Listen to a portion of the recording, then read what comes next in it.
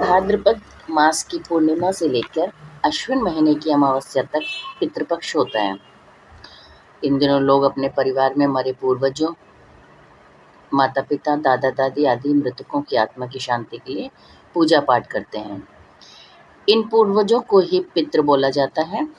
पितृ के लिए दान पुण्य करना फलदायी होता है और मान्यता है कि इससे पूर्वज प्रसन्न होते हैं और अपना आशीर्वाद देते हैं। अब एक बात तो समझ आ गई होगी कि पिंडदान हमेशा मरने के बाद अगली पीढ़ी का जो वंशज होता है वो देता है। गया में पिंडदान देने और पितरों की आत्मा की शांति के लिए दान पुण्य करने दूर दूर से लोग आते हैं। लेकिन क्या आपने कोई ऐसी जगह सुनी है जहाँ लोग खुद का ही पिंडदान करें? सुनने में आपको थोड़ा सा आश्चर्य लग रहा होगा, थोड़ा सा क्या, मेरे हिसाब से आप लोग बहुत ज़्यादा हैरान होंगे ये बात सुनकर। तो जय श्री कृष्णा दोस्तों, स्वागत है आप सबका आपके अपने चैनल कृदा भक्ति में। आज जिस विषय पर मैं बात करने जा रही हूँ वो विषय खुद में ही बहुत आश्चर्यजनक है। जैसे कि मैंने आपको बताया कि पिंडदान हमेशा पितरों का होता है और जो अगली पीढ़ी देती है। लेकिन हमारे देश में एक ऐसी जगह भी है जहाँ पर आप जीते जी अपना पिंडदान भी कर सकते हैं।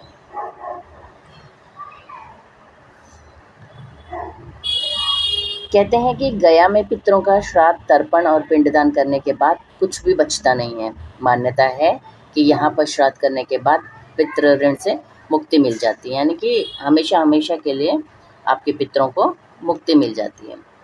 गया में फल्गु नदी के तट पर भगवान राम ने भी अपने भाइयों समेत राजा दशरथ का पिंडदान कर उनकी आत्मा को शांति और मोक्ष दिलवाया था। इसी मान्यता के आधार पर गया में लोग पिंडदान के लिए आते हैं और कहते हैं कि गया में जिसने पिंडदान कर दिया तो उसको ये पितृपक्ष में कुछ करने की ज़रूरत नहीं होती। ऐसा लोग मैंने सुना है, अपनी सासू माँ से भी और अपने बड़े बूढ़ों से भी मैंने ये सुना है। जिसने भी गया में जाके अपने पितरों का पिंडदान कर दिया उसको पूरी ताउम्र फिर उसके बाद कुछ भी करने की आवश्यकता नहीं होती पितरों के निमित्त। और इससे जो है उनके जो पितर हैं उनको मोक्ष मिल जाता है वहाँ पे गया में पिंडदान करने से। यहीं पर भगवान श्री राम ने अपने भाइयों समेत अपने पिता दशरथ का पिंडदान किया था।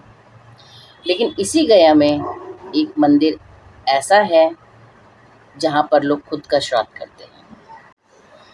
तो चलिए, अगर आपको जानकारी प्राप्त करनी है तो आपको इस ब्लॉग को एंड तक देखना होगा। लेकिन ब्लॉग आगे बढ़ाने से पहले आप लोगों से फिर वही अनुरोध कि जो भी नए हो प्लीज़ चैनल को सब्सक्राइब कर लें और लाइक शेयर और कमेंट ज़रूर करें जो आप नहीं कर रहे हैं। लेकिन कहते हैं ना कि मेहनत करते रहो, सफलता एक दिन ज़रूर हासिल होगी। तो मुझे पूरा विश्वास है कि मैं निरंतर अपने कार्य में लगी रहूँगी और एक ना एक दिन आप लोगों का सपोर्ट, आप लोगों का प्यार मुझे ज़रूर मिलेगा। तो चलिए मैं जानकारी को आगे बढ़ाते हुए मैं बता दूं आपको कि गया में जो मंदिर की मैं बात कर रही हूँ उस मंदिर का नाम है जनार्दन वेदी मंदिर। कहा गया है कि गया में 54 पिंड वेदी और 53 ऐसी जगह हैं जहाँ पर पितरों का पिंडदान किया जाता है। लेकिन जनार्दन मंदिर वेदी एकमात्र ऐसी वेदी है जहाँ पर आत्म श्राद्ध किया जाता है, जहाँ लोग जीते जी खुद का पिंडदान करते हैं। गया में भस्मकुट पर्वत पर माता मंगला गौरी मंदिर में उत्तर में ये वेदी स्थित है, जहाँ पर स्वयं भगवान विष्णु जनार्दन स्वामी के रूप में पिंड ग्रहण करते हैं। अब आप पूछेंगे कि कौन लोग जीते जी कौन पिंडदान करता है अपना, तो मैं बता दूं कि ऐसे लोग जिनका परिवार में कोई नहीं बचता या जिनके श्राद्ध करने के लिए कोई संतान नहीं होती, वो इस जगह पर जीते जी अपना पिंडदान कर देते हैं।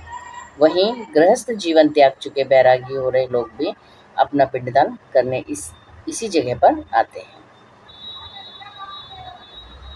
आशा करती हूँ कि आपको जानकारी अच्छी लगी होगी।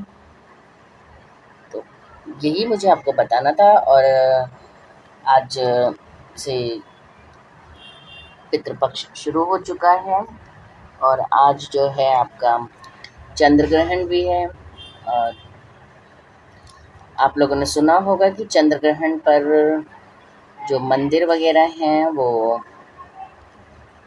सूतक काल में से लेके चंद्र ग्रहण तक उनको बंद कर दिया जाता है। ये आप सभी ने सुना होगा और बचपन में हमने भी सुना हो था।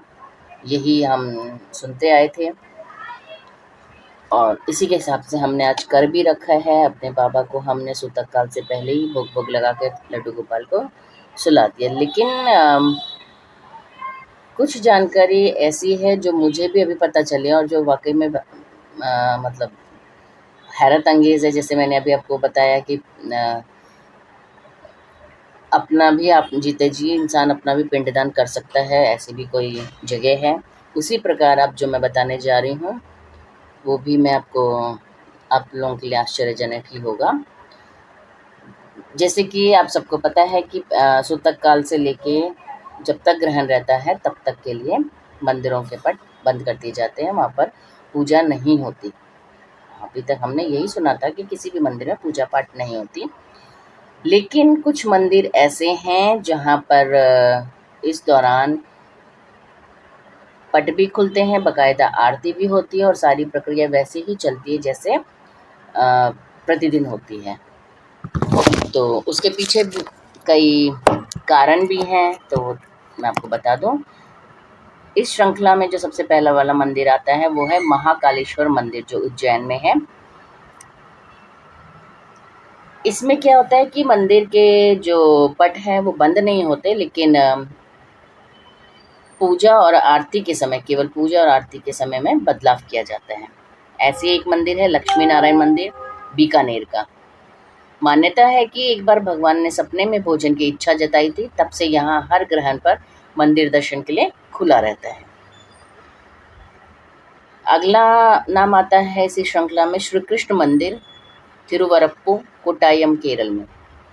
कहते हैं कि श्री कृष्ण भगवान भूख सहन नहीं कर पाते।